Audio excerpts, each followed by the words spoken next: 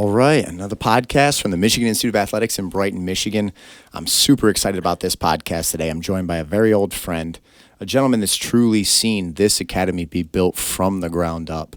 The older brother of one of my black belts and my first real student here in Michigan. And it's incredible to just sit, catch up, talk about life. But I don't want to tell any parts of Joe's story for him. So all I'm going to say is I'm going to introduce Joe Fornasiero.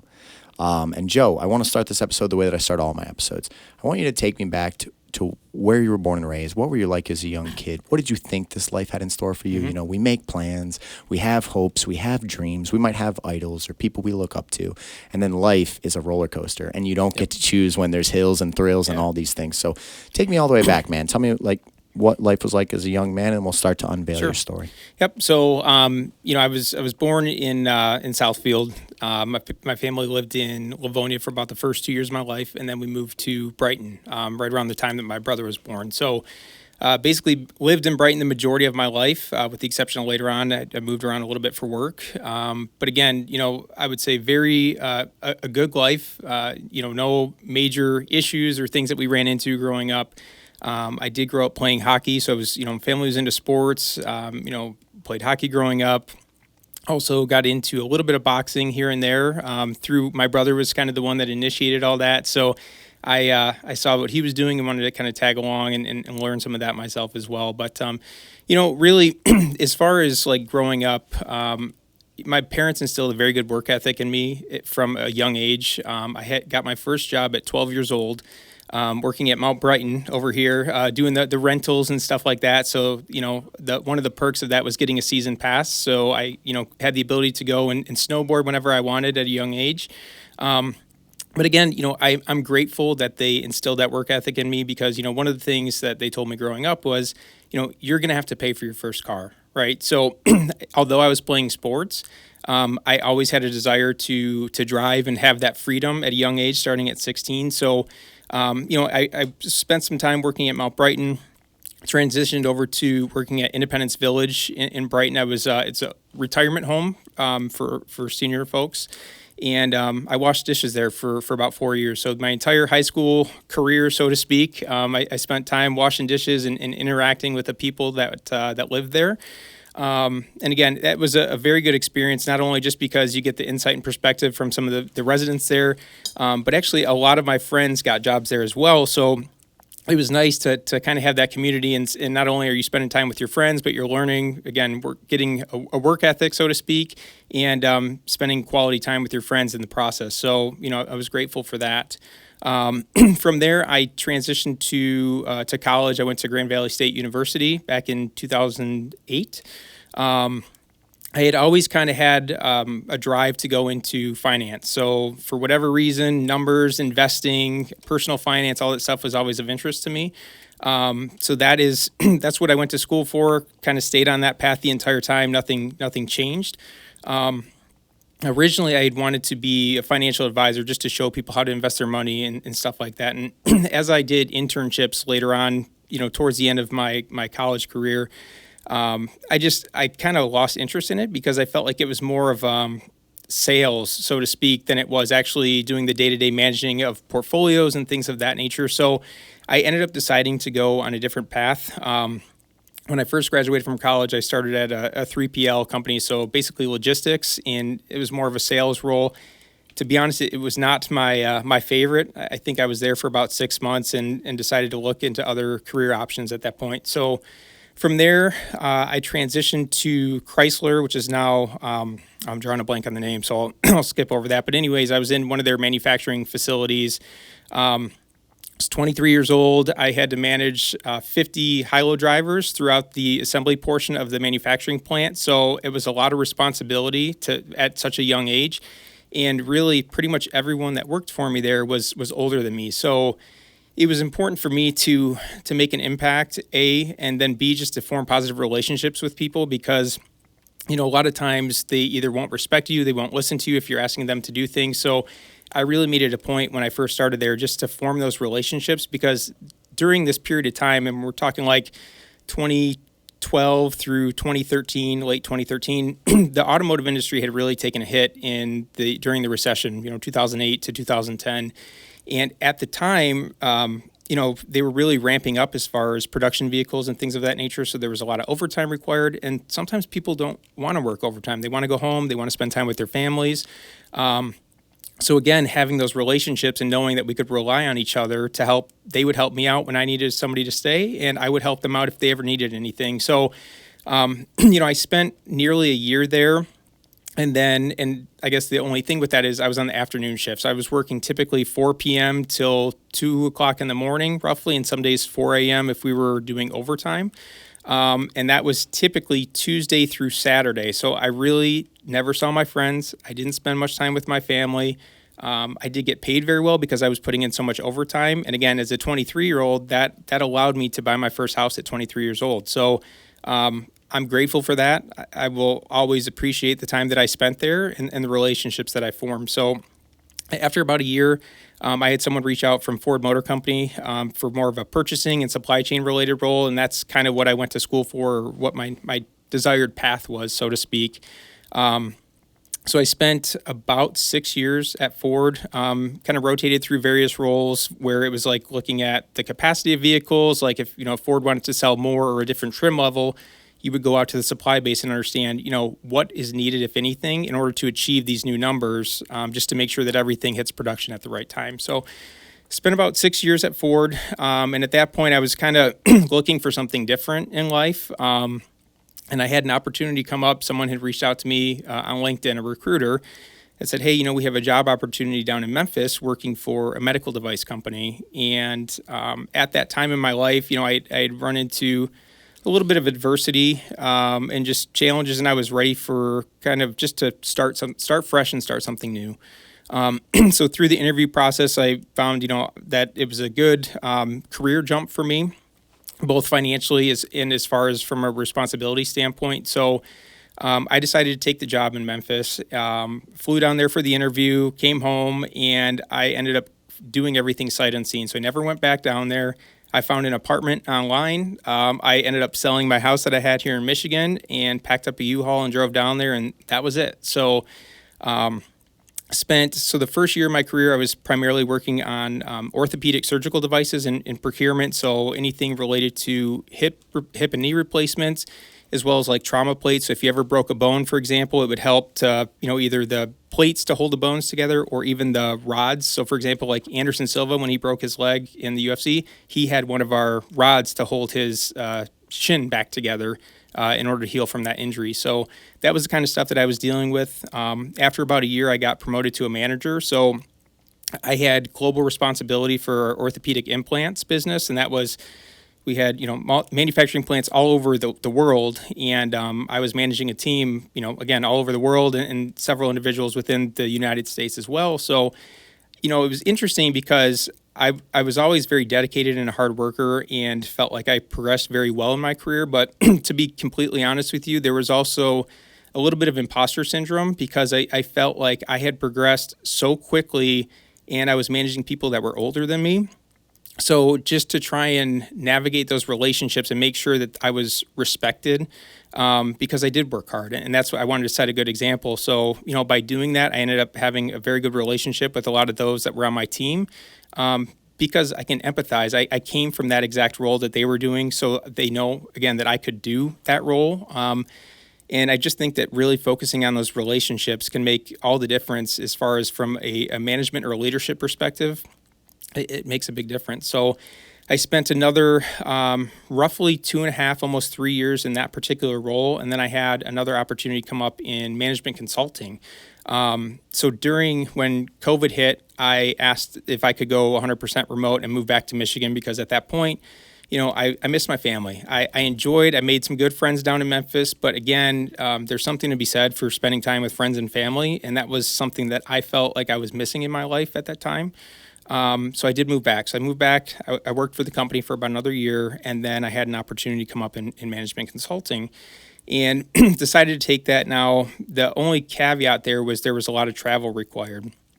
And You're supposed to be on the road 50 to 70% of the time, which again, at that time in my life, I was open to that, right? There's a lot of new experience that can be gained from that, and a lot of perks in consulting too, just again, because you get to keep all the flight miles. So if my wife and I were to ever go on any vacations, that was typically covered. So that was kind of how I viewed things at the time. And then I ended up being faced with a very unexpected situation very shortly after starting that job. So within...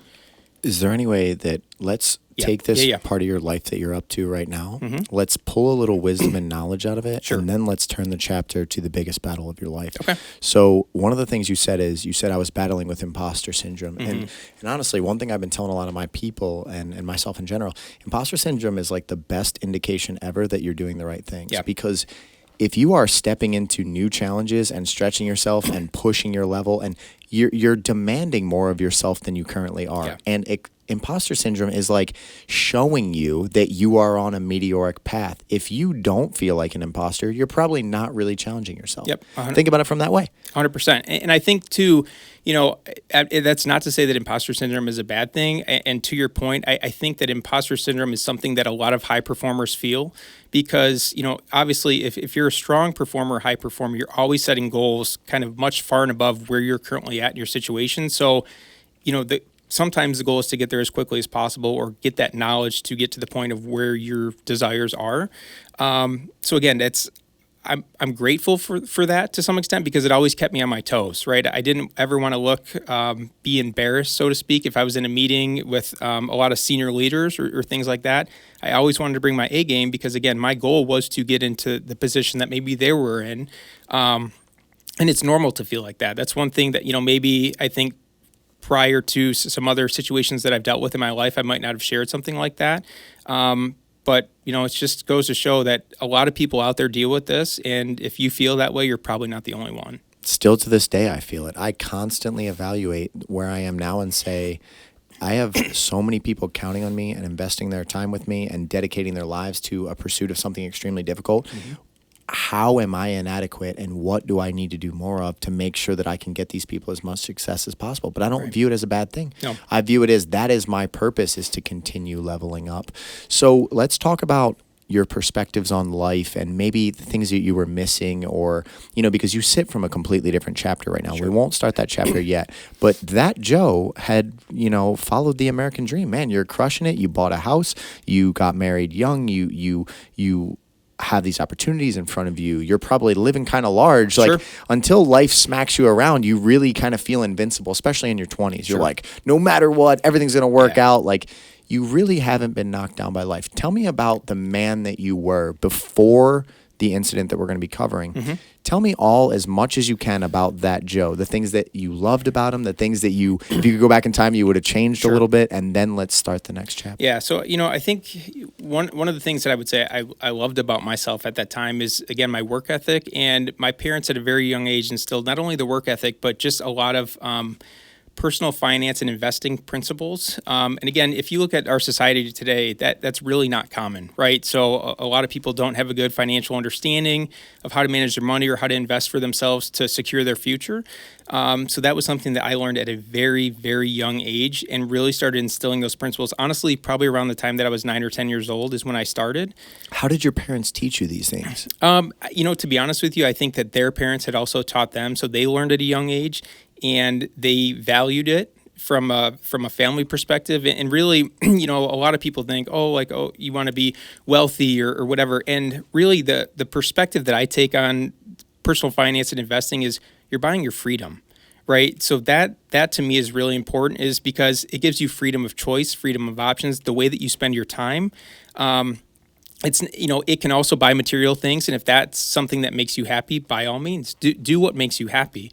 But again, having that freedom and ability to, maybe you have a high paying career, but if you set yourself up financially, if you get to a point where this is no longer serving me and I want to do something different or follow a passion, you have the freedom and ability to change what you're doing and go follow that path and live a life that's important to you and something that you're passionate about. And I think that is something that a lot of people miss in life. They live day to day, or maybe they overextend themselves and don't think about that. And the peace of mind and I'll say lack of stress that comes along with being in a good financial position is second to none from my perspective. The messaging that you just said, if you taught children to view it that way through the perspective of you're going to purchase your time and freedom back. Like you'll be able to do more of what you want to do in this life for yourself, for your family, for your community, for those things, the more that you hammer down on this aspect of life. Yeah. That's a way that makes it super important. You know what I mean? You're not just getting money to get things. Correct. Because I know a lot of people that have a lot of things that are completely buried under the crushing weight of debt. Yeah. And every moment of their day has to be, how do I make money to pay off my debt? Exactly. You know, so it's like, yeah, you might have a nice car, you might have a nice house, but you have to be up at 6:30 in the morning until 6 p.m. or 7 p.m. at night every day for the foreseeable future until you come up with a plan that allows you to buy your freedom back. Sure. It's a great way to look at it. Now, one of the things that I do want to mention, just as a caveat to that, though, right? So if everybody took that perspective in life, our society would no longer work.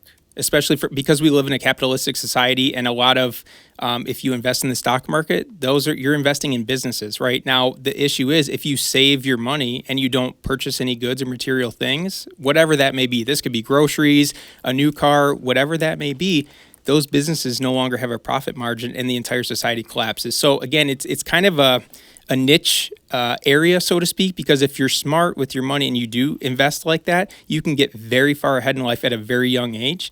But again, if everybody does that, you end up collapsing our society. So it's just something to think about, right? Because there's perspectives to everything, but what you do can have an impact on your life and society as a whole. A big way to view things too is how can you contribute to the society or make your labor valuable or set up an institution or business or something that, you know, for every person I can employ here, we're expanding things. And now I'm a super small business compared to most businesses in the world. But the idea is if you can turn your existence into something that profits others or produces success for others or gives back or contributes to a community, that's a great way to work towards buying your freedom while also giving back to a society, while also bettering the lives of the people around you. That's something I aimed at from the time I was very young. I was like, how do I do something that makes me feel good in my soul and also provides value down the road? And I was kind of backwards. You know me from the very beginning. I didn't really care about, if I was still living in an apartment driving a Dodge Neon, but I was doing what I'm doing right now, I would have been happy as hell. Exactly. It just happened to work out that I've done it well enough or stayed on that imposter syndrome line well enough that I built to a level where I don't have to be at that. Correct. That means, you know. Yeah. So anything else you'd like to say about that period of your life, maybe some of the pain you endured or some of the best moments of your life or like times that were a light switch that you remember vividly from that period that you still appreciate, and then take me to the day that the new chapter started. Sure. No, I mean, I think, like I said, I was very focused on my career at that point in my life, and I kind of had the mindset of like, any opportunity that I think could better myself, I will at least be open to hearing more about it and most likely taking that opportunity. So again, it was kind of tough because at that point in my life, my brother had just moved back from California. He was actually living at my house at the time, so we were living together, and it was kind of nice. Again, you know, the brothers hanging out and going out on the weekends and stuff like that. So I really enjoyed that.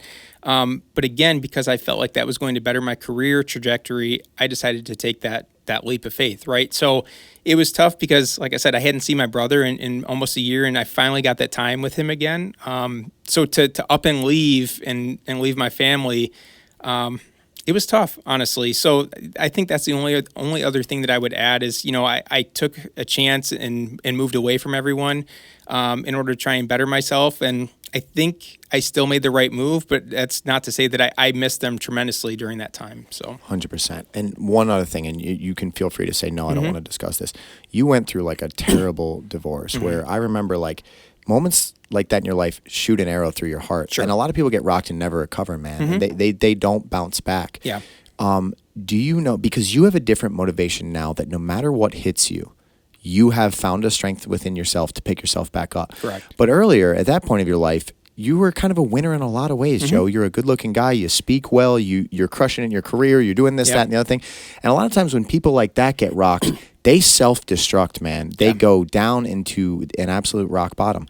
And maybe you did, and maybe you did hit a rock bottom. And if you did, where did the strength come from in that period of time? What picked you back up? How did you get back up and say, I'd love to talk a little bit more about that because you lived there's two different Joes now. Yeah. And the one man that's empowered now is empowered in a different way. I'd love to know, how did you get through that nightmare at that point of your life? Yeah, and I can share it, and I won't go into a lot of the details or intricacies of what would happen. But yes, I did get married at a very early age. I think I was like 20, I just turned 23 years old. And again, at that point in my life, it's like I felt like it was the right thing to do, right? I'd had the college education. I had a great career going, had just purchased my first house. It's like, what is the next step, right? Like, we had been together for 3 years or so. And, so we did. We got married after about 3.5 years being together. And long story short, we, at that time, were not compatible, whether it was some self-destruction or not self-destruction, I guess, but self-sabotage, so to speak. Maybe it was along those lines, and we grew apart very quickly. It was something where, again, it was a very short marriage. So to some extent, there was some embarrassment associated with that, just because we'd had so many people come out for a wedding, and that's a tough pill to swallow. It's like, hey, I just got married, and then to go a couple months later and tell people like, hey, I'm getting divorced, and it's embarrassing, right? So, that being said, it kind of put me in a situation where it's like I was going to focus on myself at that point in my life, because, from my perspective, the only person at that time that's going to look out for me is me.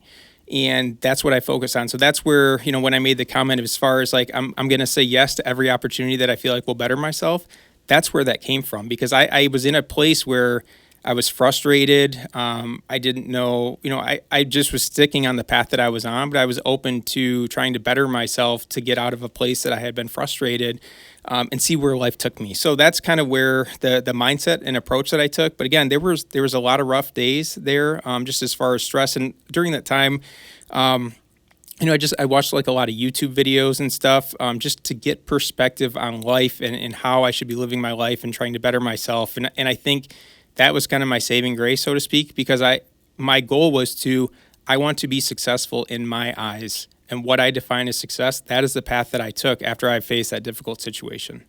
So it was the spirit and the ideology that you carry that allowed you to get through that rock bottom. Mm-hmm. Because I remember you came out kind of with flying colors. I was like, man, when Brian had told me about it, I was like, that is going to crush that, man. Yeah. But you found something within yourself where you were like, life can still be good. I need to reinvest in me. Mm-hmm. And like the words you were saying, that's exactly when I hit my rock bottom, something within myself wanted to move forward in life, period. Sure. There's two roads. There's give up on yourself and let all the darkness win. Mm-hmm. Or pick up your sword and shield and find a way to march forward regardless. Sure.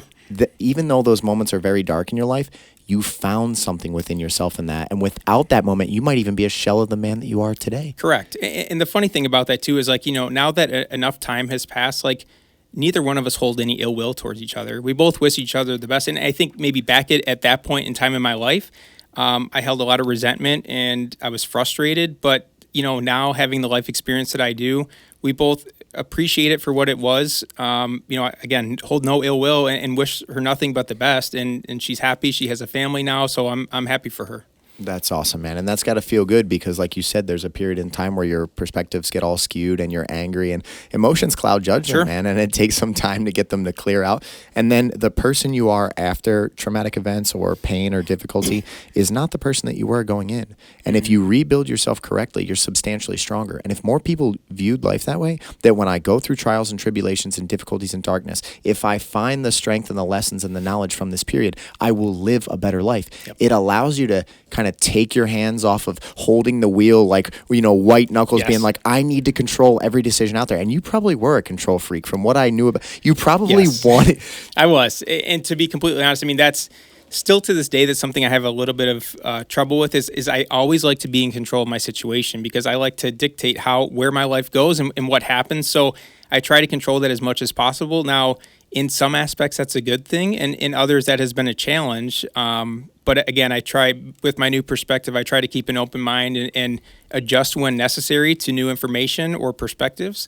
But yes, to be honest with you, that's something I've always kind of had a challenge with is I'm always like to be in control of my situation. What an unbelievable segue into the next chapter, because at the end of the day, no matter what, no matter how much you want to control things, we really only control ourselves. Like getting married, if that makes you believe that now all of a sudden the other person is going to do what you want them to do. No, it's there's an agreement there, there's a commitment there, but it's you only ever control yourself. Yeah. So I try to tell Stacy this all the time because she's always trying to control all these external factors. If you just focus on yourself and do the absolute best that you can do to feel good about the person that you are, whatever else comes up is the storms that you have to endure. Sure. You need to steer your ship. You need to be the captain of your ship and say, this is the vessel that is going through this weather. And then the storms that come, if you sit and throw a pity party when it's a rainy day, you're just enjoying the days less. You have to just say, whatever comes to me, I'm going to sail through it to the best of my abilities. Mm-hmm. And I don't even know if it'll sink my ship or if I'll make it through the other side, but you don't get to. And you know what? If you had a crystal ball to see into the future and you got to know every trial and tribulation and struggle, but also every win and happiness and success, you would rob yourself of the beauty of life. Life is just at some point trusting that it is what it is and moving through it. And, sure. And you get more highs and you get lows, but at the end of the day, everything makes life more beautiful. Yes. The pain that you've endured makes your daily life more beautiful. Yep. When we were driving here in the car and we're just talking and some music's playing and the sun's shining, that is a more beautiful day because of what you've gone through. 100%. You got to go through the storms, man. So let's go into your what, 32.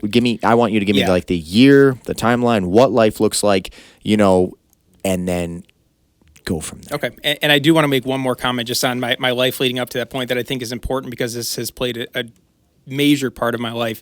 I started exercising when I was 12 years old. I have been basically obsessed with fitness ever since then. So I've always stayed active. I've always exercised, and as well as nutrition, right? So I got very dialed in back in like 2018, working with a lot of professional nutritionists over the years who've had a drastic impact on my life. So just to add context, like I have been one of the healthiest people I know. So I just wanted to kind of segue into because it plays a very large part of who I've been over the last couple decades. So I wanted to throw that in there.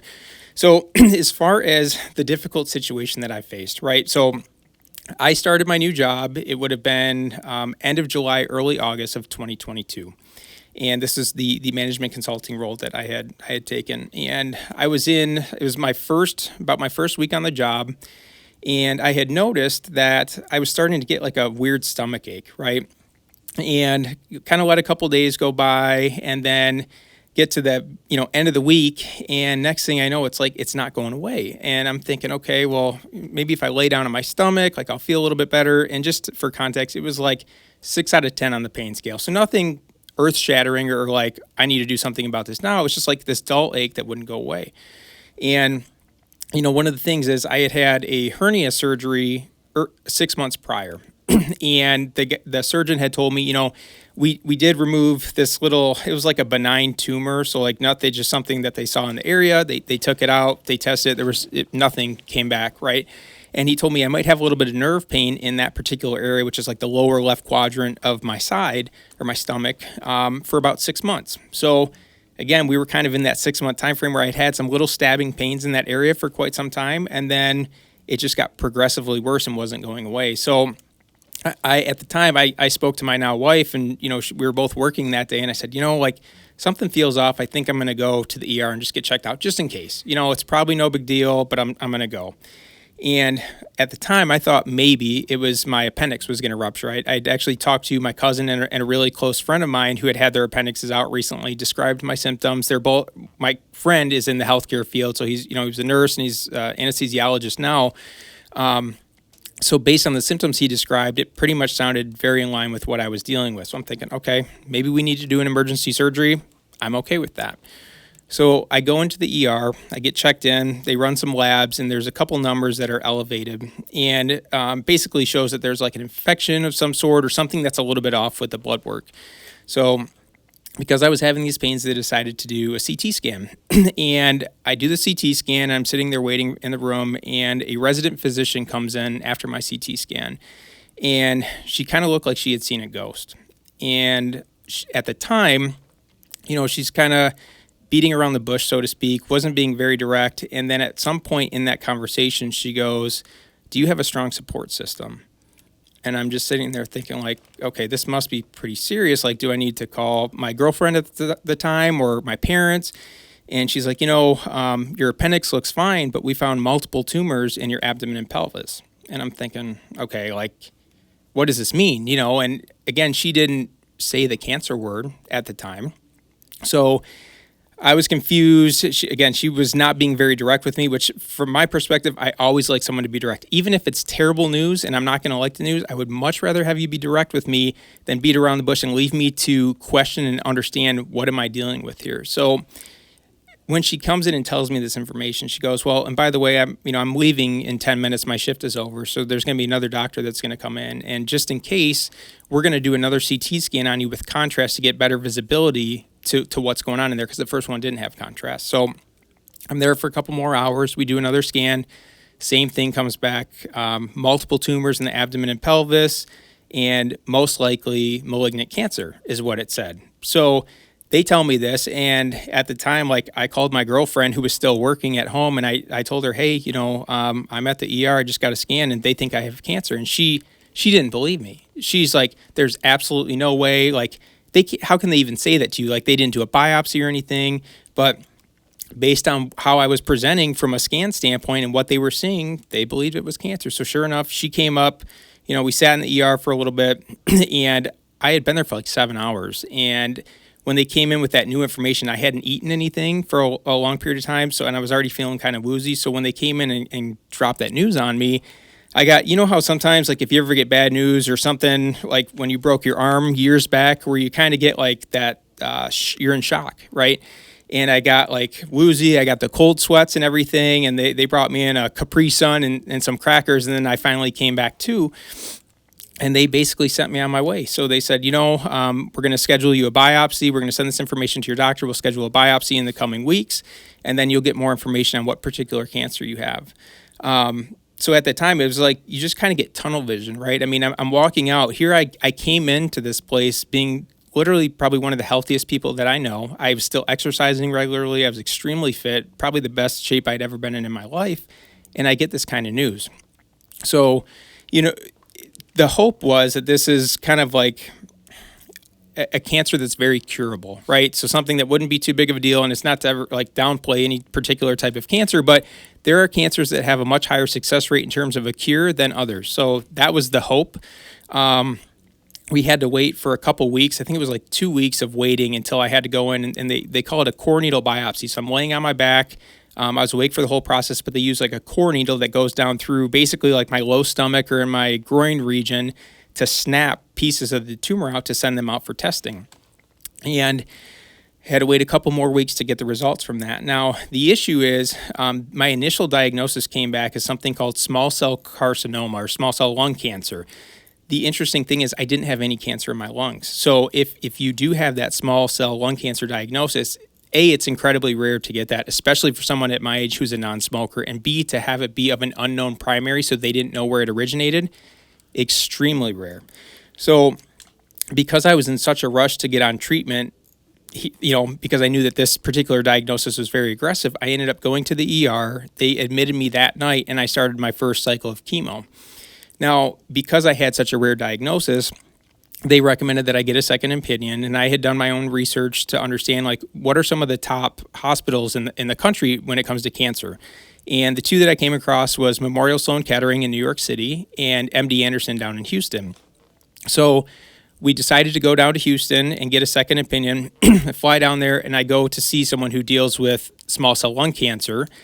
And I get there and she goes, I don't think I'm the right person for you to see. So mind you, I spent all this money to go down for a second opinion. I paid for an Airbnb, all this stuff. And I get there and they tell me, sorry, A, we don't have your biopsy samples. We haven't even had a chance to review it ourselves to give you a correct diagnosis. Oh, and by the way, I don't think I'm the right doctor for you. I think you need to see somebody else. So I was extremely frustrated at that time because you think about the magnitude of a diagnosis like this. And then to be told, you go to the top cancer hospital in the world and be told, oh, sorry, you came to the wrong person. You're going to have to come back another day. We can't fit you in the schedule. So that was extremely emotional, extremely frustrating. And we basically left that trip with no answers. But at the very last day, I saw someone else that specialized in clinical trials. So this is kind of like a salvage effort, right? So if all the traditional treatment options fail, you can get involved in a clinical trial where this is kind of, if it's phase 1 or phase 2, it's kind of like they're testing the dosage to see how high can they bump the dosage before you start getting severe side effects. And then B, once they get past phase 1, is trying to see, how successful is this in terms of holding off or keeping your cancer in remission or removing it before it hits the market later on down the line. So when I was in that discussion, they finally had the results for my particular cancer, and it came back as something called Desmoplastic small round cell tumors. And the acronym for that is DSRCT, and that's what I'll reference it as throughout the rest of this podcast. So we at first thought like, okay, well, maybe that's a better diagnosis than small cell lung cancer. And so we were kind of excited, as at the time my mom and I went, because again, this was still kind of during COVID. Could only have one other person. My mother was a nurse in her career, so she had a good medical knowledge. So it was nice. I wanted to have her there with me just to understand what was going on. And we get back and I do some research on DSRCT to understand, the prognosis of DSRCT, as well as, where does it fall in terms of, is it rare, is it not rare? And I have 2 facts that I'll share about my cancer. So the first one is this cancer impacts 1 out of every 1 billion patients or people in the world. And to follow up on that, there's been about 200 cases since 1989 when it was first discovered. So, there's the word rare, and then there's extremely rare. And what I have is extremely rare. So sarcomas, and what I have is a soft tissue sarcoma. It's kind of like the macro level of the cancer that I have. Sarcomas make up 1% of all cancer diagnosis. And I have an extremely rare subtype of that. So just to, again, contextualize this for the listeners, I have a higher probability of winning the Mega Millions or the Powerball 3 times than I do to get the cancer that I have. It's shocking. And the issue with that is there's no standard treatment protocol. I had been to 3 different hospitals regarding my diagnosis, and I had a different opinion from every single hospital as far as what I should do. So I ended up doing an obsessive amount of research to figure out what are the treatment options that are available. And I also found there was a support group on Facebook for this particular cancer because, again, small patient population, but there are people that have it, right? So at the time, this was early in my diagnosis, and just to take a step back, so when I found out my correct diagnosis, I went back to the hospital, St. Joe's Ann Arbor here, and told them what I have. And the oncologist told me, he said, I've never treated someone with that, and I've only heard about this in a textbook one time when I was back in school. I highly recommend you go get treated somewhere else that specializes in this. So at that point, my now wife and I decided that we were going to pack up everything that we had and we were going to move down to Houston because, again, they were the #1 cancer treatment center in the world. And if I'm faced with such a rare diagnosis, I'm going to do whatever it takes and I'm going to go to the best place in the world to treat my cancer. So we moved down to Houston. I had to end up waiting 8 weeks, which was incredibly frustrating to start treatment. Typically, what they say with my particular cancer, it can double in size almost every 2 weeks. So there was a lot of fear at that time that, here I am waiting and thinking this is going to continue to double in size 4 times from the initial scan by the time I start treatment. So, and again, I was already stage 4 when I was diagnosed. So couple more stats I just want to throw out there. The 2-year survival rate for DSRCT is about 40 to 44%. And the 5-year survival rate for my particular cancer is roughly 15%. So just for context, right? Do you mind if I ask a couple layman's terms questions? Yes, go ahead. Okay, number 1, what is your cancer? Like, what does it do? Sure. Or how is it negatively affecting the body that then causes death? Do you know that? Yeah. So it's because it's a soft tissue sarcoma. So it forms in like the tissues, muscles, ligaments, and body fat in your body. So the way that mine presents is typically it's mostly in the abdomen. There are tumors that grow. Again, if you catch it early, hopefully it's not on your organs, but a lot of times it has metastasized to your lungs, to your liver, to your spleen, and things like that. So those can continue to grow. And what you'll typically find for most patients is their stomach gets extremely distended, even if they're skinny, right? So your stomach gets extremely distended, and they'll start vomiting are having digestive issues because the tumors are closing off areas of their body. So for me, I guess the one thing that I'll add as far as my initial diagnosis with the scan is they also found diverticulitis at that time, which is like you can get little pockets in your intestines and they get inflamed and cause a lot of pain. And that was also a finding on my scan. So what I think potentially happened was that was actually the issue that was causing me the pain. And it was an incidental finding that we found the cancer because I took ibuprofen for 2 days after that scan and the pain went away. I didn't feel any pain, so I had no symptoms anymore. And had I not gone in for that scan and found that I had tumors, I can guarantee you I would not be here today, without a doubt, because of how aggressive it is. Wow, that's unbelievable, man. What are the odds of that? Yeah. So I mean, sorry to be No, blunt, but no. so why would someone pass away from this? Is it basically restricts your body's ability to digest things? Correct. It can restrict your body's ability to digest things. Just because it's so aggressive, it can end up shutting down your organs, right? So if your liver gets overtaken very quickly, that can cause liver failure. It can metastasize to the lungs, and that can cause a lot of issues. So basically, it can grow wherever you have a bunch of small tumors, and they can affect the operation. Correct, and they can grow in size very quickly, which again impacts the body's functions. It can metastasize to the brain. So it's and they don't know what allows this cancer to grow. Like there's no certain thing that it needs to be able to grow in the body that if you could somehow change. So they're doing research on that as far as like T-cell therapy, and that's something I'll elaborate a little bit more on just because I'm getting into some of the medical terms here. But, they're working on a way to try and essentially reprogram your immune system to go and attack the tumors. And essentially what mine is you have all these, like in a strand of DNA, you have all these different chromosomes, right? So what my particular tumor does is my DNA and for the chromosome 11 and 22 end up accidentally fusing to each other, and that's what causes the tumors to grow. So it is not, what I have is not something that's genetic. It's actually, they believe, potentially environmental related, but because it's so rare, they don't know what causes it. So they still have no answers for that. And again, every hospital takes a different perspective on their treatment protocol. So you really don't know which route to go until you do research. Man, the unknown is like the brutal part, because like if you could in any way try to figure out what is happening, especially if they say it's environmental, that's allowing this thing to prosper, and you could reduce that, you know what I mean? You would greatly increase your chances of beating it. But the unknowns is like, man, roll the dice, try this.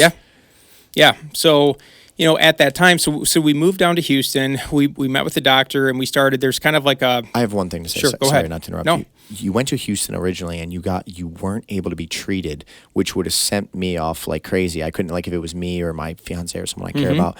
But then you still decided to go back to Houston, to this place. Yeah. What made you decide to go with that? And also, were you given much better treatment the second time as like a follow-up to the initial? I mean, is it just the American healthcare system that's so overwhelmed? Yes. I don't know how they can't get a gentleman in to start treatments in such a catastrophic case. Sure. So, I was extremely frustrated when that happened. So I considered going elsewhere, but because of their reputation, that's why I decided to stick with them. Now, with that being the case, now that I know a lot more about my situation, I kind of understand why things happen the way that they did. The way that my cancer looks under a microscope is very similar to non-small cell carcinoma, which is a lung cancer. So to someone that doesn't see that very often, it's highly likely that they're going to misdiagnose me, which is what happened. So again, now in the shoes that I'm in, I understand why it happened, and I don't fault them per se. But that's the nature of how this goes. When you deal with something that's extremely rare, even a lot of oncologists don't know. When I tell them what I have, they're not familiar with it because of how rare it is. If it's one in a billion, I have no idea. How did anyone know what it was? How do you even make the connection that this doctor that saw it 20 years ago, like how they even got to the diagnosis is impressive to me if it's that rare. Yep, exactly. So that's what we decided to, once we found the right person based on my updated diagnosis, things kind of got into a rhythm, so to speak, right? So we meet with the doctor. A day later, they put a central line in me, which is essentially, an external line that they can infuse the chemo through. So that way I don't have to get my veins poked 24/7, because again, as you're going through chemo, that can deteriorate your veins pretty significantly. And I don't think anybody particularly enjoys getting a needle stuck in their veins nonstop for blood work and everything else. So I did get one of those put in. And then the next day I was on my chemo cycles, which were basically one of the most aggressive forms of chemo regimens that you can be on to try and get this under control as quickly as possible. So explain to someone that doesn't understand this, what is chemo? Like, what is chemotherapy and why does it work? How does it beat cancer? Sure. So chemotherapy is essentially, I'll call it a medication or a poison, so to speak, that prevents your cells from replicating. So the good thing is, because cancer cells typically replicate very quickly, this stops those cancer cells from replicating, so it kills those off. But now the caveat to that is you're also, in a sense, killing your healthy cells as well. Now, the issue there is your healthy cells have the ability to regrow and go back to normal, so to speak. But for the cancer cells, you get rid of those. And then in order to monitor if the chemotherapy that you're on is successful, they do like a PET CT scan every 2 cycles just to see, again, if this is successful.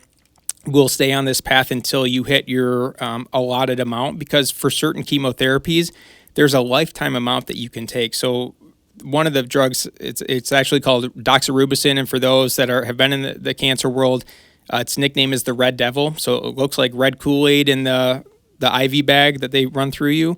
And you can typically only do around 6 cycles of that before you start running the risk of like cardiotoxicity issues. So like your heart function can decline. You could go into congestive heart failure potentially.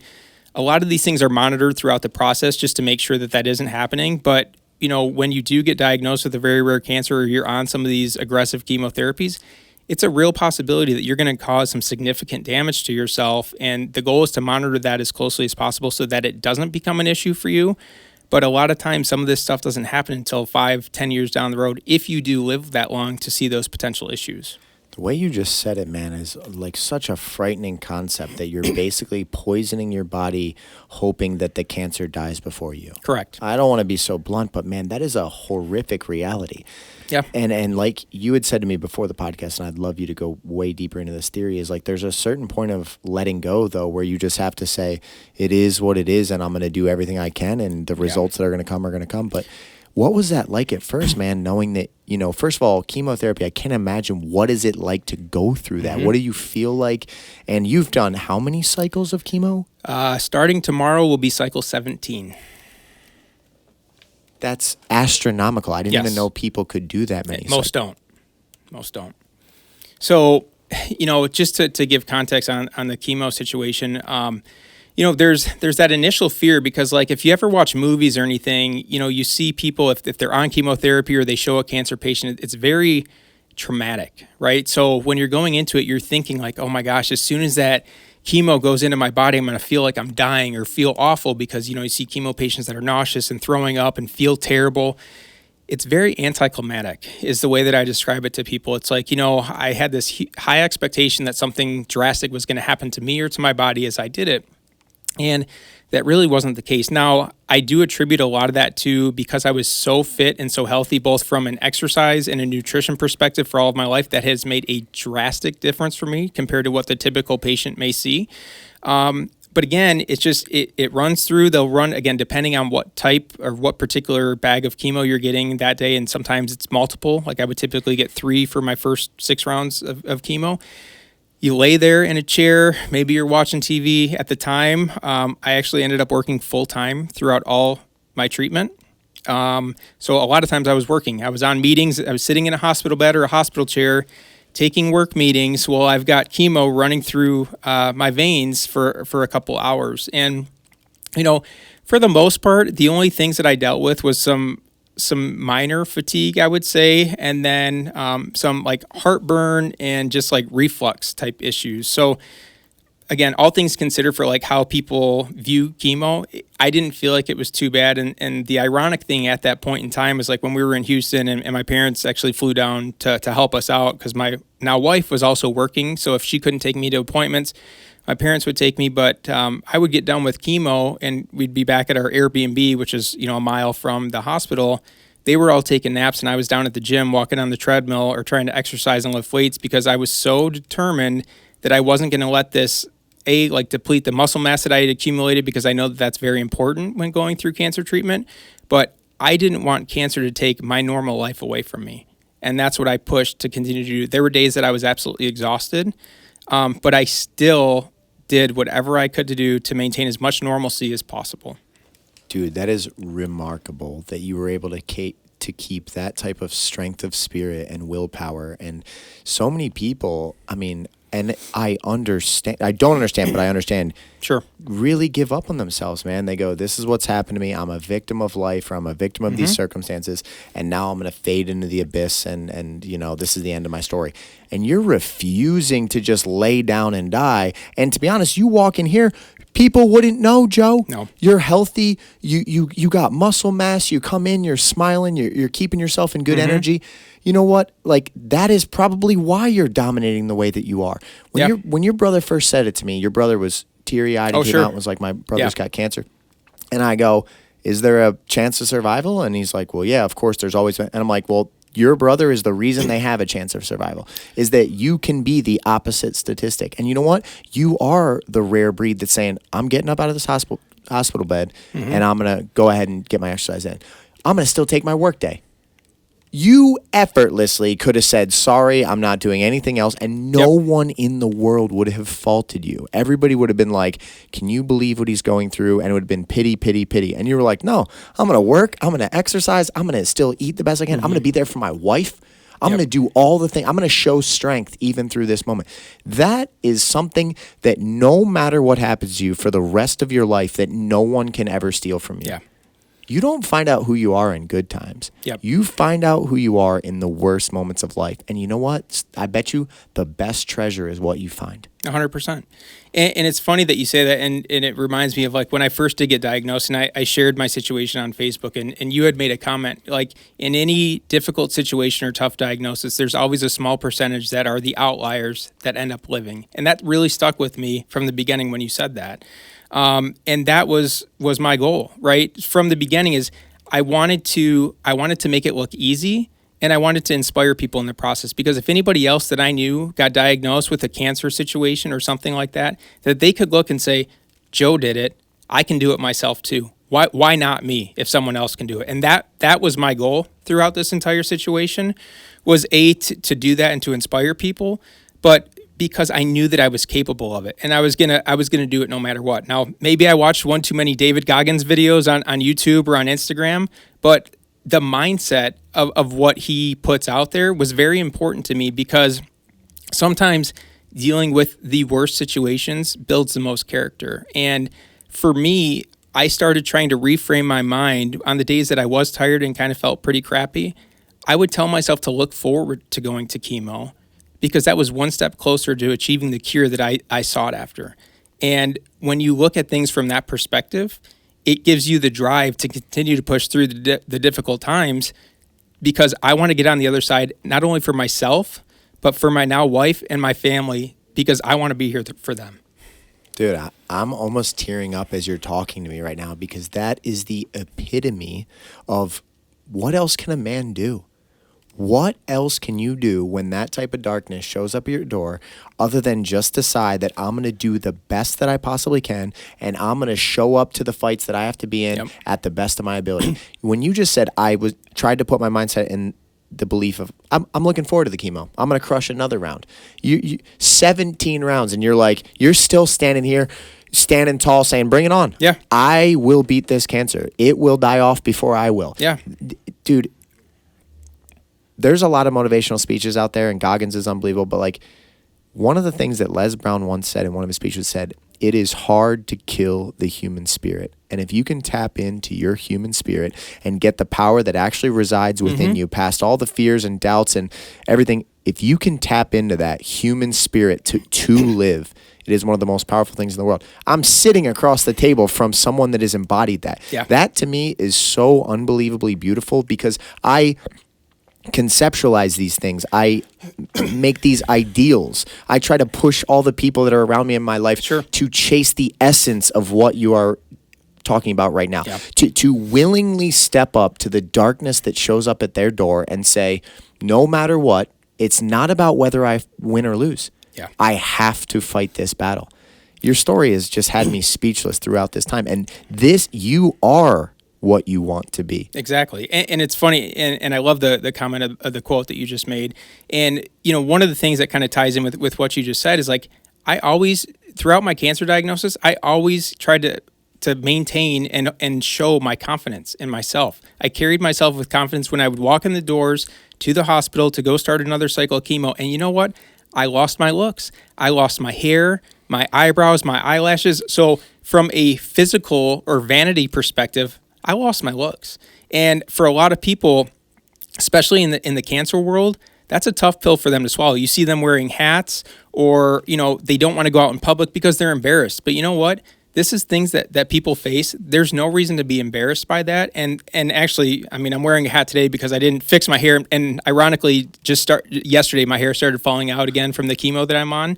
But, it's okay. You can still be confident in yourself, even if you don't look the same as you did before. As long as you're a good person and you put that out to the world, it's okay you can look any type of way, and that's okay. Dude, you're not the car that you drive. You're not the clothes that you wear. You're not your hairstyle that you rock. You're not the beard that you have or don't have. Mm-hmm. You are the spirit and the energy behind that. Correct. You are consciousness and the way that it experiences the world and shares energy with others. So you've been gifted a lens into this world that very few people will ever have. Mm-hmm. And you've triumphed with flying colors. Because right now, you got the good looking beard, you got this, you're like, if you had come in today and lied to me and said, I'm in full remission, I've completely beat it, and I'm living the rest of my life out on top of the world, man. Yep. I'm, like that Tim McGraw Live Like You Were Dying song, like I got the perspective, sure, and now I'm going to live in a more beautiful way. I would never know the difference. Yep. And I honestly believe it's because of the spirit that you have. The placebo effect is real. It is. People that believe that they're going to conquer challenges are generally the ones that do it. Mm-hmm. I say a silly quote to people all the time where I say winners win. And it's funny because it's the idea of your belief in yourself is one of the biggest tools that'll carry you sure, through the fights that are in front of you. Yeah. So it's like the simplest way to put it. You believe that you will find a way, and so far to this point, you found a way. Yeah. And one point I want to make before I jump back a little bit in the story is like, ironically, when people hear you say that you've got cancer, they think, wow, that's got to be the worst thing that's ever happened to you in your life. And in some regards, because of the physical endurance that I've had to go through, yes, it has been. But at the same time, and this is going to sound kind of crazy for me to say, this has been one of the best situations that's happened to me in my life because, A, it's given me a new perspective on life, and it's also brought me much closer to those that I care about the most. And for that, I'm forever grateful. Imagine we're all going to die. Imagine at 90 years old on your bed, you had worked yourself to death. You had never cleaned your perspective. You didn't spend time with your loved ones. You were a shell of the man that you should have been. Mm-hmm. You acquired some wealth that's not going with you, and you're sitting around, and that's your end of days. Yeah. Is that really better than, let's say your end of days was going to be 45, but for 15 years of your life, you lived beautifully. You hugged your loved ones. You yep, cared about what mattered. You enhanced the lives of the people that you were around. You left a mark on this world. You lived a legacy. You let go of fear and you embraced faith. You stepped forward with confidence. What is a better life? It's like blessings and curses are so intimately intertwined. Yes. People think, like, a lot of people hear the pain in my story and say, oh my God, man, I can't believe you went through X, Y, and Z. And I'm like, those are now blessings.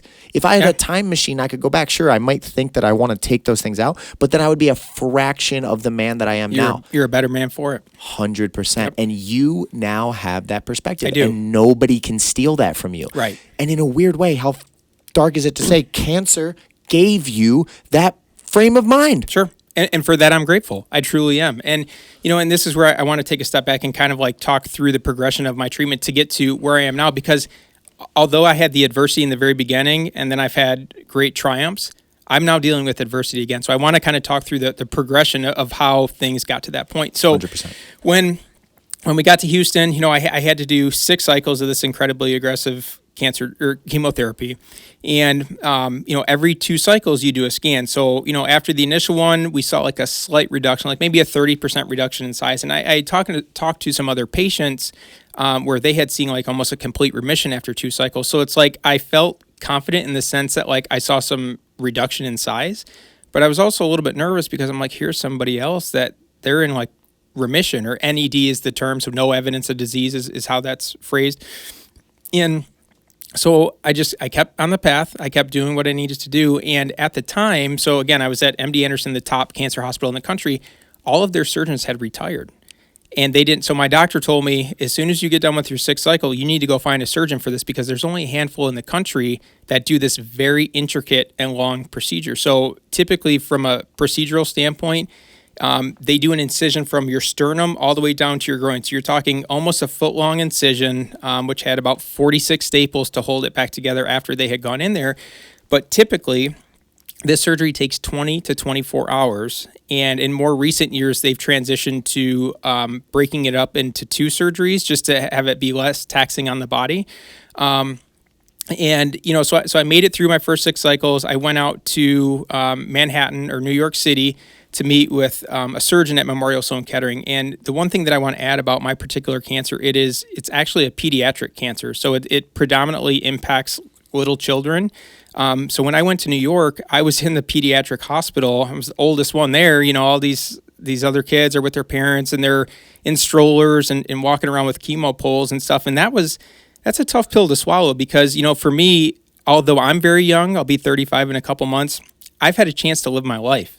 And when I see these kids, they're, with no hair and tired and sad and everything else, and, they've got the toys and little drawings for them and stuff, that is incredibly difficult, on the child. No, I know that because they're young, they might not know anything different. But could you imagine, and I don't have kids, but I can only imagine if I was a parent to have to watch my child go through that, I would rather it be me 100% of the time than ever watch my child go through something like that. So that was tough for me to be there. And again, that kind of helped shape my perspective again, because you never know. Cancer doesn't discriminate. You could be the healthiest person out there, and it can still happen to you. But again, it's what you do with that diagnosis and how you change the way that you live your life and how you impact others. It's very important. So I ended up doing my surgeries at Memorial Sloan Kettering in New York. And, when you sign the waiver to get the surgery done, there's all these risks and possibilities, right? So there's the risk that you may not wake up. There's the risk that you could wake up and I could have an ostomy bag where I'm going to the bathroom into a bag for an extended period of time, and I have to change that and everything else. They told me there's a possibility I could wake up with a vasectomy, and you don't know until you wake up. So all these things are possibilities, and the way that my cancer presents, it's very small. It can be microscopic and almost like a size of a grain of rice, and it coats the layers. So if you have a larger tumor, that'll typically show up on a scan, but they may open you up and find a lot more than what even shows up on the scan. So it's kind of, an unknown as you're going into it. So the first surgery ended up being 10 hours. They removed a multitude of tumors, even up around like my heart. So like even in the lymph nodes, which again, not good if you have stage 4 cancer, right? Because if it's metastasized to the lymph nodes, that's typically not a good thing. So they removed a lot of lymph nodes around my heart, lymph nodes and tumors within my upper abdomen, as well as they removed my entire spleen, which is a huge component of your immune system. And they removed a portion of my diaphragm. So when they took that out, anytime I took a deep breath or had to sneeze, it was incredibly painful because I was so cinched down from the stitching to hold things together that for months it hurt even to sneeze. Like it would almost take my breath away when I tried to do that. So the one issue with the first surgery that I found was they use an epidural for pain control for the surgery. So they typically leave that in for like 5 days. And as you transition off, at the time for the first surgery, I asked to use like Tylenol or something to come off of it. And they recommended that I take a Percocet just because, again, as you phase off the pain control from the epidural, there's a possibility that the pain could get really bad. And then if you can't get it under control, you're in trouble, right? You're going to be miserable. So I agreed to let them give me one of those pills. And what it did was it ended up causing what's called an ileus in medical terms. So essentially in layman's terms, it kind of like shuts down your digestive system. So mind you, I had just gotten out of the surgery. I had to wait several days to eat again because I had an NG tube, which basically sucks any fluid or material out of my stomach just to prevent my digestive system from having any issues due to all the surgical trauma. And I had finally got to the point where I could eat again, and this pill shut down my digestive system. So my stomach got bloated. My incision started to open up a little bit again. And it was just tough because now I was miserable. I thought, hey, I finally got through this surgery. I was up and walking within 24 hours of a 10-hour abdominal surgery, and I was feeling good, and I was eating again. And then that took that away from me. I was in incredible pain, and this lasted for well over a month. Like if I ate too much food, I would end up getting sick and vomit. And because I had also had my spleen removed, again, huge component of your immune system, I was absolutely exhausted a large majority of the time. Now, again, probably not the greatest thing for me to do in hindsight, but I took 2 weeks off for my surgery and I was back to work right after that. I was tired, but I was still working and taking my meetings, and nobody would have known the difference if you saw me, aside from the fact that I didn't have my hair. So I got done with that. I came back to Michigan and did 2 cycles of chemo in the interim just to make sure that, again, nothing was growing while I was recovering from my surgery. So that was pretty tough because, you're just recovering from an extremely traumatic and aggressive surgery, and then now you're going right back into chemo, which makes you really tired and feel awful. That was tough. Those were some of the, I would say, worst days throughout my diagnosis was trying to recover from that surgery and doing those initial 2 cycles of chemo, because at that time, it was a 9-hour total infusion Monday through Friday. Are you getting some feedback in there?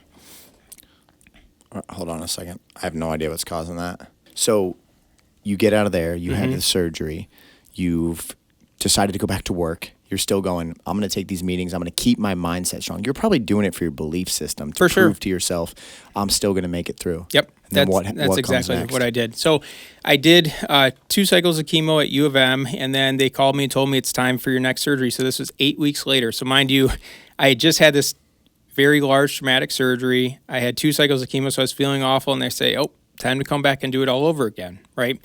So it's nice because I had the perspective of I had already gone through it once, so I kind of knew what to expect. But I was also nervous at the same time because of what had happened last time. I didn't want that to happen again. So I ended up going back to New York City. And mind you, we had lived there for like a month the first time, just because in case any complications came up, I wanted to go back to the experts. And went back for the second surgery. Everything kind of went off without a hitch. And this time, as I transitioned off the epidural, I did take Tylenol only, and it was smooth sailing. So everything went pretty good. I was there for I think 7 or 8 days, and then sure enough, hopped on a plane and flew back to Michigan and started my recovery back at home. So after I completed the second surgery, I had asked the oncologist in New York if I could do 2 more cycles of the more aggressive chemo, which isn't common. Typically, you go straight into radiation, but because I knew that I could handle it, and B, I wanted to try and reduce my risk of reoccurrence as much as possible. So again, that was non-traditional from a treatment standpoint, but she did agree with my thoughts on that as far as going forward. So I did 2 more cycles of that, and then I transitioned to, it's called whole abdominal intensity modulated radiotherapy. So essentially what I was doing is I was laying on a table and I was getting radiation from just under my sternum and my chest all the way down into my pelvis. And the goal with that is to radiate those areas to try and prevent any tumor reoccurrence from happening. Now, for me, I ended up having to lay on the table for, I think it was 30 minutes or so. So I had 20 sessions of whole abdominal radiation over the course of 4 weeks. So it was like a Monday through Friday thing. Hang on. You know what we're just going to do? I don't know. I've never had this happen in any episode before. We're just going to drop the headsets because it's not recording. It doesn't look like any of this. I mean, this feedback is not on the recording, so let's just shoot it. Okay. Let's just drop the head here. Yeah. There's an off button on there. Just switch it off. Okay. Because the recording is not picking up any... Any feedback? No, I have no idea why we're getting... Okay. So anyway, let's just take it from there. Yeah. So remind me what I just said. You were going and you had the choice to get the radiation. You decided to have the radiation done on just one small section. Correct. So the radiation was basically my entire stomach and pelvis, and that was to minimize any chance of reoccurrence. So you're kind of killing off those tissues in that area. Again, it's never good on the body, and there's a lot of research that show it's kind of split on the research. Like some of the hospitals told me do not do that, and others said to do it. So I had to do my own research and essentially look through the Facebook group to see what did other patients do and were they successful? How many had complications to the point where it was giving them bowel obstructions due to all the scar tissue that had formed from radiation? And some patients actually passed away from it. So it's you have to go through and understand, from my perspective, what is the risk benefit here in what I'm doing? Is it worth the risk to try and minimize my chance of reoccurrence? For me at that time, the answer was yes. Now that was a very tough conclusion to come to. But again, I felt like it was the right decision for me, and it was a risk that I was willing to take. Now, I completed that. I went on a maintenance chemotherapy, and I was supposed to do 12 cycles. And I got about 4 cycles in, and everything. This one was a little bit more easy on the body, so to speak. Like I was still very tired doing chemotherapy, but I wasn't as tired as normal. So I had some semblance of a normal life during that time, and again, while working. And I ended up running into an issue after my 4th cycle. I started getting shortness of breath, and I was out helping my dad try to move like a recliner chair into his truck, and I just noticed, like, walking from the sidewalk to the garage, I was getting winded, and that was not common for me at all. And then a couple of days later, all of a sudden my heart rate was like skyrocketing. So if I was sitting down, and like, just for context, my normal resting heart rate is like 45 to 50. If I would stand up from a seat, I would go up to 180 beats per minute for my heart rate. So I was scheduled to go and do another cycle of chemo on that Monday, and I told my doctor, I said, hey, I don't know what's going on, but something feels off. I'm getting notifications on my watch that my sleep heart rate is way higher than normal and that I should talk to a doctor. And my sleep quality was bad, and everything else was kind of just going downhill. So what they thought is that it could potentially be a pulmonary embolism. And again, for the non-medical people, that's essentially where a blood clot travels to your lungs. And they ended up scheduling me for a scan. I went in, and I did not have a blood clot in my lungs. I had a 20 millimeter, so almost a 1-inch thrombus, which is a blood clot, in the right atrium of my heart, which 1 inch, I forget the exact number, but that typically would block about 50 to 70% of the blood flow to your body. And a right atrial thrombus or blood clot has roughly a 40 to 50% mortality rate. So at the time, when we found out what it was, we canceled that cycle of chemo, and I had to go on blood thinners immediately. So basically what I had to do is this little medication in a syringe. I pinch a part of my stomach and inject it. So I did that for about a week, and I was not improving. So I decided that I was going to go admit myself to the ER at U of M, because again, I was scared, right? Like, things didn't feel right. I was getting lightheaded if I bent over and stood up just to grab a water bottle out of the pack. So when I got there, they ran all these tests on me, and the one thing that really stuck with me in that situation was, because I had that blood clot, they did an echocardiogram, which essentially tests the function of your heart. And that came back showing that I was in early stage congestive heart failure. And for me at the time, as someone who's been so fit and adamant about their health for so many years, that crushing to me.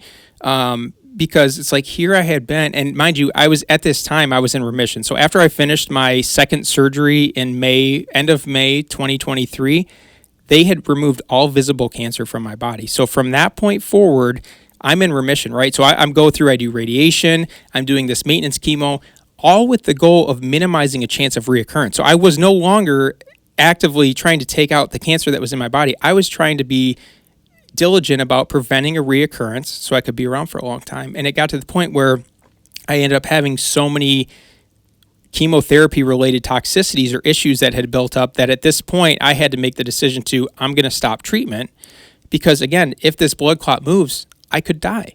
And I admitted myself, so I got admitted to the hospital. I was on IV-related blood thinners, and I was in the hospital for a week. And things had gotten slightly better, but I was still dealing with the same issues. And I got discharged to go back home and said, hey, we're going to transition you to these oral pills that are blood thinners, and you're going to stay on those for the time being until we see if things get better. So how does a blood clot normally get better? Like, you have this terrible thing going on. Sure. First of all, did they say what might have caused it, and how do you get a blood clot to be better? Yes. So at the time, what they believed caused my blood clot is I have a chemo port. So basically something that's implanted under the skin so that they can administer chemotherapy or take your blood work and prevent additional pokes to the skin. So what they thought happened was the port that I had, which at the time was on the left side of my chest, the line from that drops into the right atrium of the heart. And my particular port line, instead of doing a flush cut on it, the surgeon did an angular cut. And sometimes, like, if you're exercising, you can move the port just a little bit. And just that little movement can cause the line to shift in your body. So what they believed happened was the angular line was kind of pitting into the tissue of my heart and just folding it enough so that blood would accumulate on it and form a clot. And again, it happened very quickly. So because I've been so in tune with my body from all the exercise over the years, I picked up that something was off very quickly. And that's how we ended up catching it. So I took the blood thinners. I was on them for, actually, I'm still on blood thinners right now, but. And the port was taken out. The port was taken out. We took the port out because they thought that the port was causing it. Now, the interesting thing is most people typically get put under to get a port either placed or removed. But because of the urgency behind my situation, I had to be awake for my port removal. So here I am laying on the table. The surgeon, they did local numbing, so I couldn't feel this area of my chest, but I've got a surgeon standing at my shoulder. We're having a conversation about where we went to school and stuff, and in the midst of this, he's cutting open my chest, and I can feel the line pulling out and everything, and I'm just sitting there having a conversation while all this is going on. And the same thing that happened with my most recent reoccurrences, I wanted to get started on treatment immediately because I didn't want to risk that this spreads somewhere else. Same thing. If you want to be fully put under, it's going to take a while. So the only way to get you in from an expedite standpoint is you're going to be awake for it. I did it again 2 or 3 weeks ago. I got another one put in. Again, pretty smooth sailing. So I'm no stranger to dealing with things that are typically uncomfortable for most people because I've been through it a handful of times now. And I know this is what I need to do to get to a point of remission or a cure, and I'll do whatever it takes. So that's kind of what happened. Again, I've still been on blood thinners ever since. I ended up having to stop chemo because of all the issues. I mean, I've been extremely tired for months, and they say that can typically last for up to a year. And usually it's double the amount of time of when you were on chemo. So I was on chemotherapy or some form of treatment for 18 months before I had to stop and take a break. So that was pretty tough. And again, just like from my blood counts, right? So like your red blood cell count and your hemoglobin really plays like a function in how like your energy levels and things of that nature. So like ever since then, even 6 months off treatment, I'm still operating at like 60 to 70% of what a normal person's hemoglobin levels are. So although I may look normal, I don't feel normal. I get fatigued much easier than most people and stuff like that. And it's hard for people to understand or contextualize that, like when they see me or talk to me, because again, if you're not around me 24/7 and understand that I'm taking a lot of naps during the day just to try and function as normal as possible, you would never know. Is there diet things or certain things you are trying to do to raise those numbers? Because if you know that it's going to dramatically help with your energy, are you actively working on those things? Yes. Yep. So there was actually, I had hired a nutritionist just over a year ago to write my meal plans for me. I've actually been working with various nutritionists over the years, basically since 2018. So I have a very good knowledge of things myself. But at the time, I wanted someone, just to kind of keep me on my toes as far as doing that, and then taking the stress from myself of having to think about how or where I should be putting my calories. So he wrote all my nutrition plans. And again, one of the things that I heavily focused on was protein intake, because when you're doing all that damage to your body from a chemotherapy standpoint and destroying your cells, you need protein to help rebuild those cells. So taking in a high protein diet really made a difference from a recovery standpoint. And a lot of people don't know that and don't do it. And that's why they suffer so much just from an energy perspective as they're going through their cancer treatment. So that was incredibly important for me. Wow, that is a really good point, Joe. That's like when you exercise extremely hard and you rip your muscles down and break everything down. You need so much protein for rebuilding. Correct. Why would it be any different after you've broken your body down through like a chemo? That is a Same really concept. good point that I never would have thought about until you said it like that. Yeah, so I did things like that. And then also just like iron intake typically helps with red blood cell development and things of that nature. So I'm doing everything, and I wanted to do it through food, because there's things that can happen, like if you take too much vitamin C as an antioxidant, that can actually negate the effectiveness of certain chemotherapies, right? So like, there's a lot of times where you'll have people send you stuff like, oh, you need to take high dose vitamin C or take these vitamins. And well, I appreciate that, and I understand that there are some benefits. Like a lot of people don't realize there's certain things that you could take that can actually diminish the efficacy of what you're taking. So from my perspective, I did it all through food. I didn't want to take any supplements or anything like that that could jeopardize me getting to that point of remission.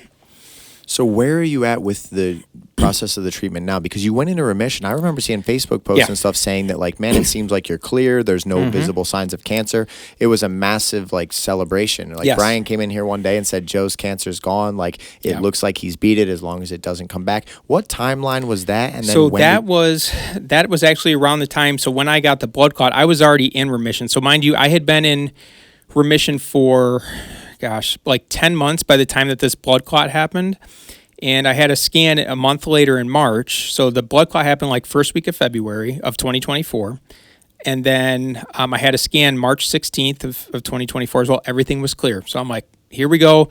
At this point, I'm off treatment. My goal is to try and get better. And I was still very fatigued and dealing with a lot of issues. Like, my goal was to try and get back to work in the near future because my life was supposed to be normal again, right? And what ended up happening was, I was dealing with fatigue, so I was trying to get, do some very light exercise and eat healthy to get my body to a point where I was ready to do that again. And I do my scans quarterly. So when you're monitoring a cancer patient who's in remission, they typically do a scan every 3 months just to make sure nothing's growing or changed. So my most recent scan was June 15th. And prior to that, like in the May timeframe, I had noticed a lymph node up in my neck was a little swollen. And I was like, well, it's kind of that seasonal allergy time frame. I mentioned it to my mom because, again, she used to be a nurse, so she kind of felt it and was like, yeah, it's probably not a big deal. I wouldn't worry about it. Well, typically, if it's something allergy related, that's only going to last about 2 weeks. 4 to 6 weeks go by, and I'm getting ready for my scan, and it's still there. I get the scan results. Everything is clear except for 2 lymph nodes in my neck. And that was, at that time, pretty earth-shattering. My wife and I were sitting there in the kitchen, and I always tell her, like, I won't open these results until I'm with you so we can look at them together. And I was fully expecting that everything was going to come back. The only thing that I noticed was, like, for the 2 to 3 weeks leading up to my scan, my energy levels were slightly off. And I'm talking nothing drastic, but I felt like I didn't have that edge to me. That was the only symptom. And sure enough, we open it, and the very first thing is, they're called Virchow nodes, which is in the lymphatic system and typically a spot where cancer travels. And sure enough, that was the very first thing it said. You've got these 2 lymph nodes, and you have cancer again, most likely, in your neck, and everything else in your body's clear. So I'm thinking, that was tough because it's like, my wife and I thought that we were finally going to go back to having some normalcy. This has been almost a 2-year process. We've worked so hard to get to this point, and it was ripped away from us. And I can deal with that stuff mentally, but I know how hard that is on her, especially putting myself, like, for me, with my cancer situation, I don't mind being the one to bear that burden because I know I can do it. I could never imagine if that was my wife, my parents, or my brother in my shoes.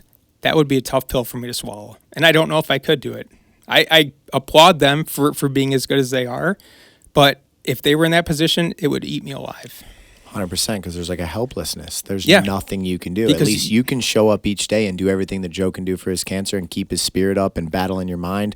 Yep. But you can't do anything but sit at a distance and watch the pain in someone you love. And that's brutal. It's the helplessness. Yep, it's helplessness. And I, like we talked about earlier, I control everything that I can control.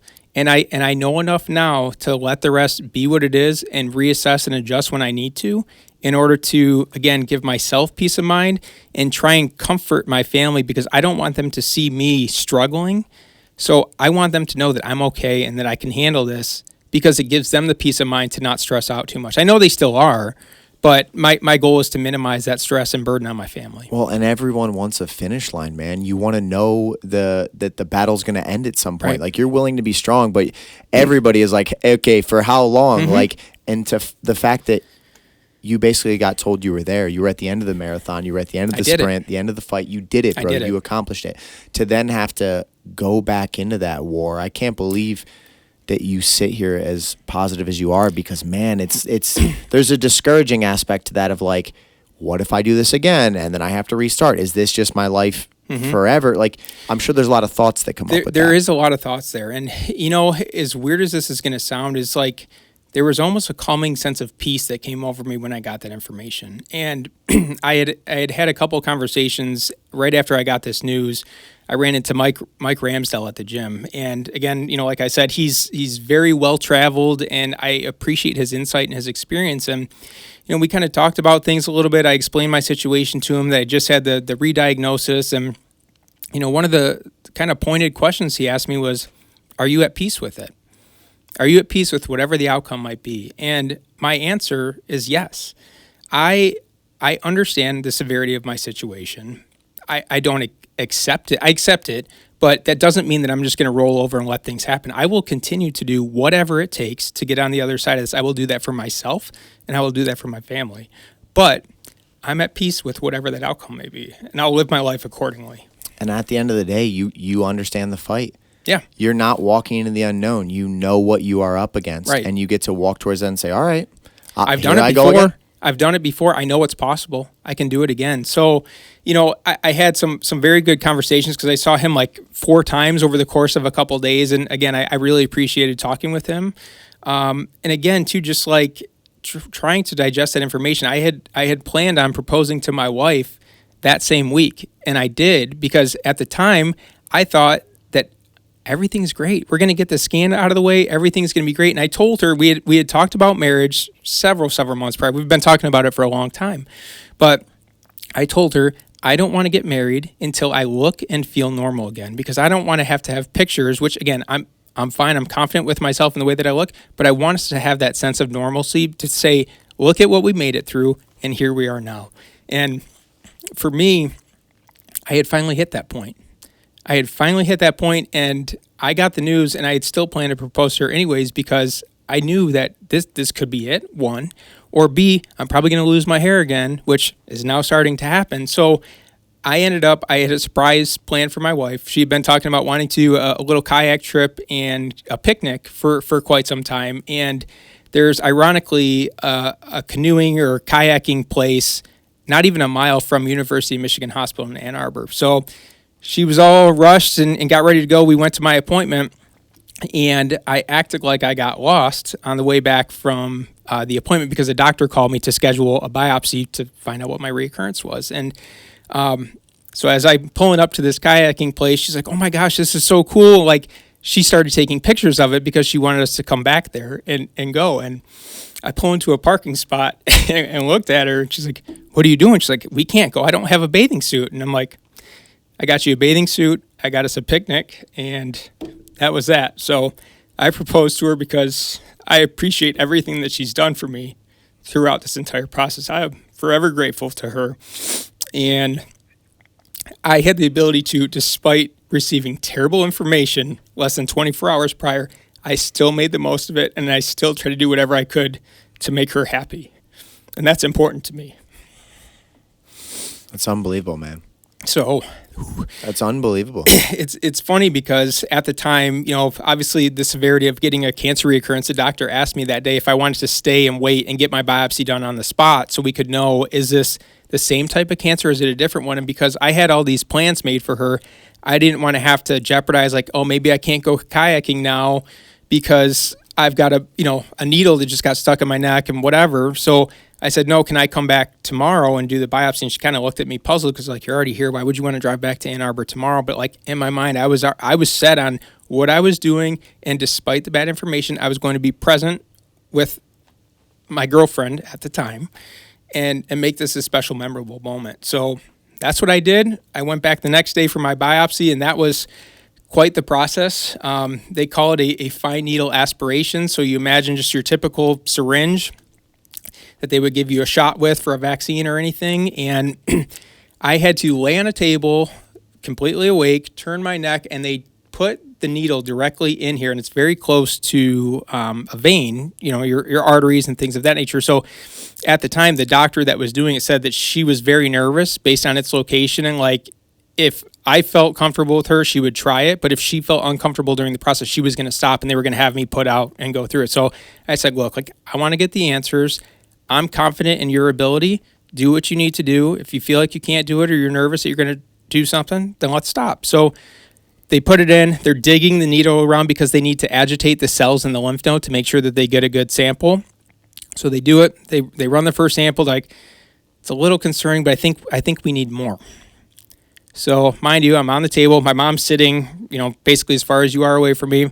We had to do it again. And the numbing that they used didn't work. So I felt everything, but again, I didn't want to say anything. I didn't want to make any noises, shift, because if I moved, she could hit my artery. I'm on blood thinners, so that could be very dangerous, right? So she does it again. She gets done. I can see that she's literally pouring sweat in the room. And she got a good sample that time. We put it under the microscope, and I actually got to physically look at my cancer cells under the microscope, and I saw myself that the same cancer cells that I had for my original diagnosis were on this. So I was thinking it was going to take 1 to 2 weeks to get my re-diagnosis. It happened on the spot. Now that they did some more formal review, but at that point I could see that this is what it is. So the next day is when I found out. What does cancer look like under a microscope? You said you got to see it. What does that look like? So it's almost like your traditional cells or blood, so to speak, is almost like an opaque gray or like see-through gray. And for my particular cancer cells, they're kind of in small clusters, and they have like a purple/bluish hue to them, depending on what type of media or like fluid that they're using to put the sample in. But it just looks like a cluster or a glob of like purple cells and clustered together, and that is enough for them to kind of figure out that this is cancer cells within that particular lymph node where they pulled it from. So, I appreciated the fact that they let me see it, because that was the first time I'd ever seen anything. And again, it's, kind of one of those things where you don't know until you see it for yourself. So it was nice to give me, like, I'm a type of person that hates dealing with the unknown. So for me, after getting those results and then waiting to get this biopsy, I hate living in that flux zone, so to speak. So as soon as I got those results, it almost brought that, again, sense of calm and peace over me, because I'm like, okay, now I know what it is. I know what the path forward is. I started reaching out to the specialists,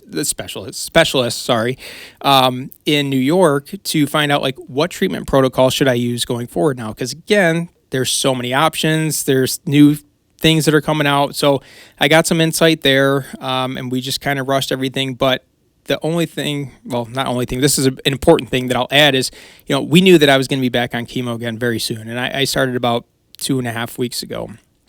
So my wife and I decided, we had just got engaged like a week or two prior.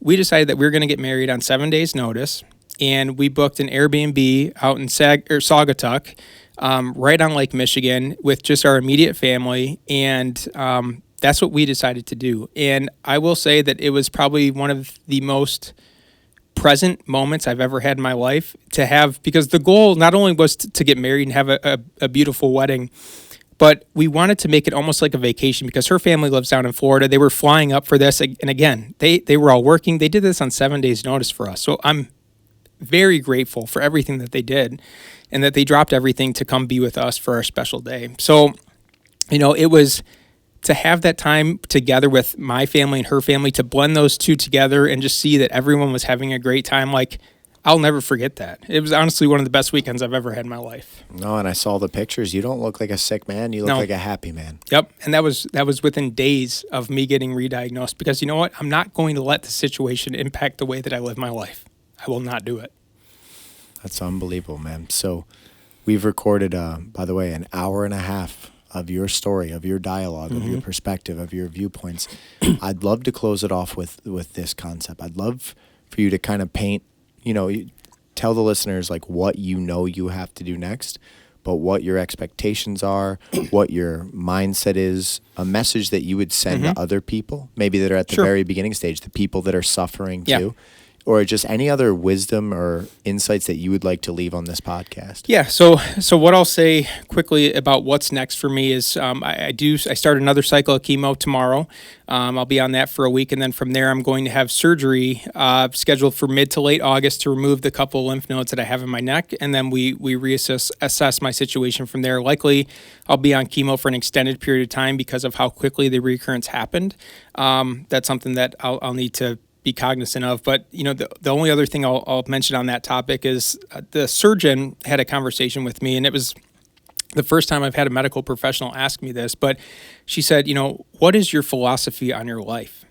And it's interesting because I had actually just started thinking about this right before I met with her. And I told her, my philosophy on life now is entirely on quality of life. I'd like to maintain as much quantity as possible, but I don't want to jeopardize my quality for quantity. So for example, if you get into my neck and you find it more than what you anticipated and you're going to jeopardize me losing the function of my arm, leave it alone, close me back up. I'll do radiation. I'll stay on chemo indefinitely, but I want to maintain as much quality of life as possible. So that was something that I had to, A, think about, and B, share with her because it changes her approach to the surgery. And she was grateful, A, that I had that kind of foresight, because she said most people haven't thought about that or haven't come to terms with having that conversation yet. So that's, again, something I've thought about. And really my goal in this is to, A, share that people go through difficult situations all the time, right? And I've had a couple people say to me, like, I don't know how you've been able to manage like the emotions. Like, I could never do what you do. And the two things that I'll say is, one, you never know how you'll react until you find yourself in that situation. And B, if you can imagine whatever the most difficult situation is that you've faced in your life and the emotions that were associated with that, those are likely pretty much the identical emotions or feelings that I've had throughout my diagnosis. The only difference is my emotional pain tolerance may be higher than others just because of the severity of my situation. But at the end of the day, the emotions that we feel and how that impacts our mind and our body are very similar. So, the goal is to bring awareness to people that deal with extremely rare cancers because it is an underserved community. The problem with that is because there's so little research on this particular area is, A, there's no standard treatment protocol, and B, pharmaceutical companies don't typically invest in any research or drugs for these smaller cancer groups because the reality is there's no profit margin. I mean, I did go to school for business. I understand how it works. From a patient's perspective, it's a very tough pill to swallow. But from a business side, I understand why they do that. So the only way that we're going to see an improvement in research or a potential cure is through fundraising. So one of the things that I've really started to consider is starting some sort of fundraising. I've talked to one of the researchers personally at the hospital in New York who's trying to find a cure for my specific cancer, and she's going to get me in touch with one of the campaign coordinators for fundraising, because that's my goal. I want to share my story. I want to make a difference. And even if I'm not around to see a cure, maybe the impact that I have through sharing my story, whether it's on this podcast or on social media, can make a difference for another child that maybe gets diagnosed with something similar so that their family doesn't have to watch them suffer. And that's my goal. That's unbelievable, man. What else can a man do? Again, to keep your spirit up and want to make a difference for the people around you. And that's exactly what you're doing. Yeah. You're making the most positive impact you can for your family, for your wife. Mm-hmm. You're not spreading the suffering. In a weird way, you're embracing the suffering and trying to keep it off the burden of others. Correct. That is so unbelievably respectable. The fact that you are not pushing off your suffering on everybody around you. Mm-hmm. You're like, no, I'm going to fight this battle. And not only am I going to fight this, I'm going to fight this battle to the best of my ability with a positive outlook and try to make other people that I've never met have less of a battle if I can do that. And I'll leave you with this. Despite having, I'd say, more adversity than most people ever deal with in a lifetime, I can honestly sit here and look at you and say I'm the happiest I've ever been in my life. I am. That's unbelievable. And I can't ask for Joe. anything more than that. The happiness that you understand now too, the depth of the word happiness now, or like having your spirit with you, you didn't understand that in your 20s. No. You didn't understand that as a kid. Even in my 30s, I understood it, but I didn't appreciate it for what it was until I've gone through and I've seen what can happen to people who are faced with my situation. And I will do whatever I can to live the highest quality life for myself and my family that I can possibly do, because in the event that my life is cut short, I want to have good memories with them. 1,000%. And I hope you know this. I mean, me and your brother have been, are by each other for 15 years. Like, if there's any way that this community can spread your message, a campaign that you start, a nonprofit, whatever it is, mm-hmm. You've got an army of hundreds of people here that'll go to bat for you. You know what I mean? If we could actually just literally physically fight your cancer, we would. And we'd be in good shape if that was the case. I like our odds, but man, this has been one of the most enjoyable conversations I've ever had. And the funny thing is, it's over such a dark topic, but it's because it shows me the ideals that I seek and that I try to tell other people to seek. It shows me that in the worst times of adversity and chaos, the human spirit can still rise. You Absolutely. can still not be defeated by the darkness. You can say, it doesn't matter how long I have left. I'm going to make a difference for every moment that I have. There is nothing more admirable that I know of than that type of outlook for life, because we don't get to select how much time we get. We don't get to control the dial of our difficulty. We don't get to say, no, I don't want this battle. We simply have to fight the battles that show up and represent the soul that we are. Yeah, absolutely. That's what you're doing. Yep. So anything else you'd like to say just on this podcast to capture it in this moment in time? And then I hope that maybe 6 months down the road or a year down the road, we can shoot another and we can continue your story. Absolutely. But just anything you'd like to throw on the podcast. Yeah, so the first thing I would like to say is, I would like to really thank you for allowing me a voice on your platform. I think it's been really important for me to A, share my story, and B, because I know that I can have an impact for other people. So that I thank you for that. The other thing is I want to thank my wife and my family for doing whatever it takes to make sure that I have the support that I need to get through, A, the most difficult time, but B, to always be there despite bad news, bad information. We can always laugh and we have a good time no matter what. And that's something I'll be forever grateful for. I've only met your wife very briefly, but I know the Fornasiero family. It's like you are blessed, man. For sure. Very blessed. You are incredibly blessed with the people that have been around you and the people that love you and the people that have cared about you. So it's like, you know what? With every curse, there's blessings right next to it, and you're just choosing to look at the blessings, man.